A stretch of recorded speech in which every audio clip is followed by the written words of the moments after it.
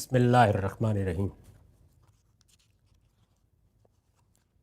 عن ابی ہریرہ قال قال رسول اللہ صلی اللہ علیہ وسلم اذا قبر احدکم بالانسان اتاہ ملکان اسودان ازرقان یقال لاحدہما المنکر والآخر النکیر ویقولان له ما كنت تقول في هذا الرجل محمد هو قائل ما كان يقول فإن كان مؤمنا قال هو عبد الله ورسوله أشهد أن لا إله إلا الله وأن محمدا عبده ورسوله فيقولان له إن كنا لنعلم أنك لتقول ذلك ثم يفسح له في قبره 70 ذراعا في 70 ذراعا وينور له فيه فيقال له نم فيقول دعوني أرجع إلى أهلي أخبرهم فيقال له نم فينام كنومة العروس الذي لا يوقظه إلا أحب أهله إليه حتى يبعثه الله من مسجده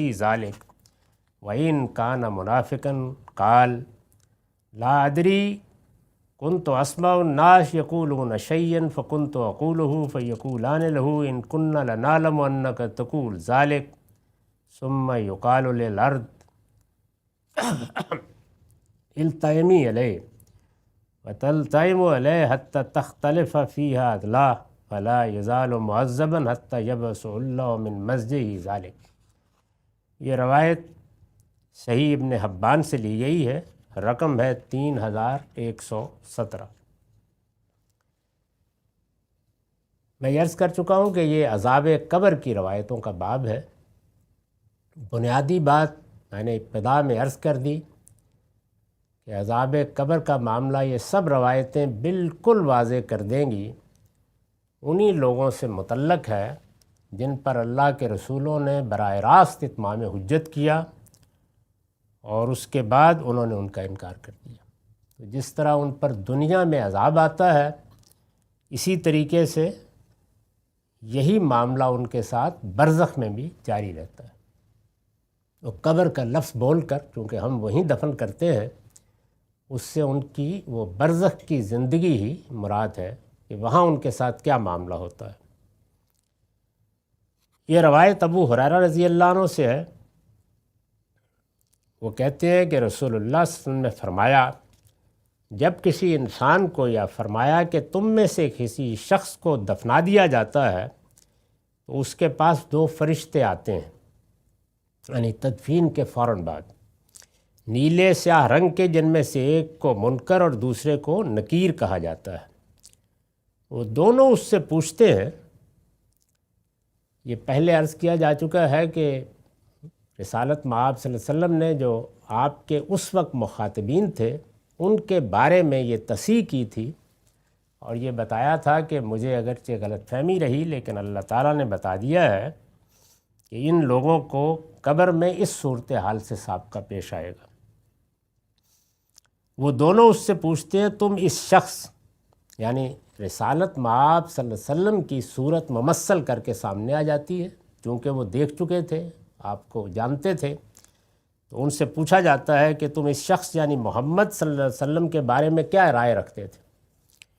وہ ان کے جواب میں وہی بات کہتا ہے جو دنیا میں کہتا رہا تھا، یعنی جب رسالت مآب صلی اللہ علیہ وسلم سے وہ ملا، آپ کی باتیں سنی، تو اس وقت جو کچھ وہ کہتا رہا تھا وہی وہاں دہرا دے گا۔ چنانچہ بندہ مومن ہو تو کہتا ہے وہ اللہ کے بندے اور اس کے رسول ہیں، جیسے کہ صحابہ نے گواہی دی، میں گواہی دیتا ہوں کہ اللہ کے سوا کوئی معبود نہیں اور محمد صلی اللہ علیہ وسلم اللہ کے بندے اور اس کے رسول ہیں۔ جو بات وہ دنیا میں کہتا رہا تھا وہی وہاں بھی کہہ دے گا۔ تو گویا ایک بشارت آپ نے اپنے صحابہ کو دی کہ جب تم قبر میں جاؤ گے تو یہ تمہارے ساتھ مکالمہ ہوگا۔ اس پر وہ فرشتے کہتے ہیں، منکر اور نکیر دونوں، کہ ہمیں معلوم تھا کہ تم یہی جواب دو گے۔ پھر اس کی قبر چاروں طرف سے 70 گز وسیع کر دی جاتی ہے اور اس میں اس کے لیے روشنی بھی ہو جاتی ہے۔ اللہ تعالیٰ کی طرف سے اس کے لیے یہ غیر معمولی عنایت ہوتی ہے۔ پھر اس سے کہا جاتا ہے کہ اب سو جاؤ۔ جس طرح کہ میں عرض کر چکا کہ ہمیں جو دنیا میں یہ سونے جاگنے سے واسطہ پڑتا ہے، یہ بالکل اسی صورتحال کی تصویر ہے جو قبر میں پیش آئے گی. لوگ سلا دیے جائیں گے. اس کے بعد رسول اللہ صلی اللہ علیہ وسلم نے جو دعا ہمیں سکھائی ہے جب ہم اٹھتے ہیں، اس میں بھی بالکل یہی بات ہے. الحمدللہ الذی احیانا بعد ما اماتنا و الیہ النشور. اس پروردگار کا شکر ہے جس نے ہمیں موت کے بعد اب زندہ کیا. صبح اٹھ کے یہ دعا رسول اللہ صلی اللہ علیہ وسلم نے سکھائی، کرنی چاہیے. اور فرمایا کہ و الیہ النشور، اور ایک دن اسی طرح قیامت برپا ہوگی اور ہم اٹھیں گے. تو گویا یہ اس کی تمثیل ہے جس سے ہم روز گزرتے ہیں. کہا جائے گا سو جاؤ. یہ سن کر وہ کہتا ہے کہ مجھے تھوڑی دیر کے لیے جانے دو، میں اپنے گھر والوں کو بھی ذرا یہ خبر سناؤں. بھئی خوشی کی بات ہے، کامیاب ہو گیا. لیکن اس کو پھر وہی بات کہی جاتی ہے کہ اب سو جاؤ. چنانچہ وہ اس دلہن کی طرح سو جاتا ہے جس کو اس کے محبوب ترین لوگ ہی آ کر جگاتے ہیں. یعنی اطمینان کی نیند، سکون کی نیند، وہ سو جاتا ہے. اس پر میں نے لکھا ہے یہ اطمینان و سکون اور بے فکری کی نیند کے لیے نہایت خوبصورت تعبیر ہے. مطلب یہ ہے کہ اسی طرح سو جاتا ہے جس طرح پہلی رات کی دلہن اپنے دلہا سے ملاقات کے بعد آرام کی نیند سو جاتی ہے، اور صبح وہی لوگ آ کر اس کو اٹھاتے ہیں جو اس کے لیے سراپا محبت و التفات ہوتے ہیں اور جن کا آنا اس پر کبھی گرا نہیں ہوتا. یعنی اس میں گویا آگے کی بھی بشارت ہے کہ جب قیامت میں اٹھو گے تو ایسے ہی اٹھائے جاؤ گے جس طرح دلہن کو اٹھایا جاتا ہے. چنانچہ وہ اس دلہن کی طرح سو جاتا ہے جس کو اس کی محبوب ترین لوگ ہی آ کر جگاتے ہیں، یہاں تک کہ اس کی اس خوابگاہ سے اللہ ہی قیامت کے دن اس کو اٹھائے گا. یعنی اس کے بعد پھر معاملات ختم. قیامت تک پھر جیسے ہم سو جاتے ہیں اور کچھ پتہ نہیں ہوتا، تو یہی صورت رہے گی.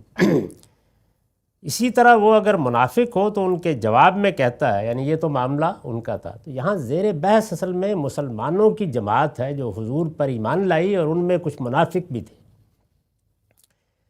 جو یہ خیال کرتے تھے کہ ہم نے بظاہر تو ایمان قبول کیا ہوا ہے، تو یہ فرما دیا کہ یہ بس یہاں ہی پردہ پڑا ہوا ہے، یہ مرتے ہی اٹھ جائے گا، معلوم ہو جائے گا کہ تم کیا ہو. منافق ہو تو ان کے جواب میں کہتا ہے کہ میں کچھ نہیں جانتا، میں تو لوگوں کو جو کچھ کہتے ہوئے سنتا تھا وہی کہہ دیا کرتا تھا. اس پر حاشیہ ہے، مطلب یہ ہے کہ لوگ اگر ان کو پیغمبر کہتے تھے تو اپنے مفادات کے پیش نظر میں بھی کہہ دیتا تھا. بظاہر تو منافق مسلمان ہی ہوئے ہوتے تھے. علم و عقل کی بنیاد پر اور دل و دماغ کے اخلاص کے ساتھ میں نے یہ بات نہ کبھی سمجھی، نہ مانی، اور نہ زبان سے کبھی اس کا اقرار کیا. چنانچہ اس وقت بھی یہی کہہ سکتا ہوں، اس سے زیادہ میرے پاس کچھ نہیں ہے. یا وہاں جھوٹ بولنے کا تو کوئی امکان نہیں ہوگا.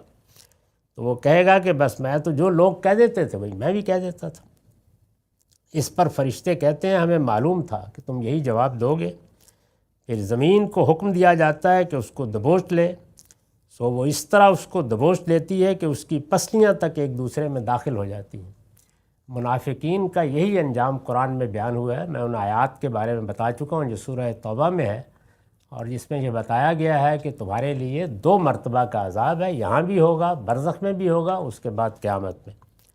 وہ برابر اسی طرح عذاب میں رہتا ہے یہاں تک کہ قیامت کے دن اللہ اس کی اس جگہ سے اس کو اٹھا کھڑا کرے گا.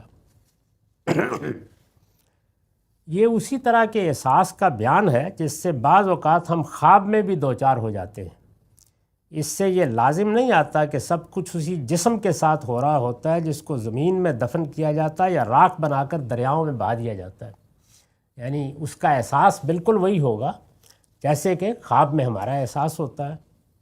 روایت میں یہ انہی منافقوں کے انجام کا ذکر ہوا ہے جو اللہ کے پیغمبر کی طرف سے اتمام حجت کے باوجود سچے ایمان کی توفیق سے محروم رہے اور اسی حالت میں دنیا سے رخصت ہو گئے. تو یہ ان دونوں گروہوں کا انجام ہے جو بیان ہوا ہے. یہ ایک ایک روایت آپ پڑھتے چلے جائیں گے، بالکل یہی تصویر سامنے آ جائے گی. اس میں ہمہ شمہ عام لوگوں کا سرے سے ہی کوئی ذکر نہیں. وآخر دعوانا الحمدللہ.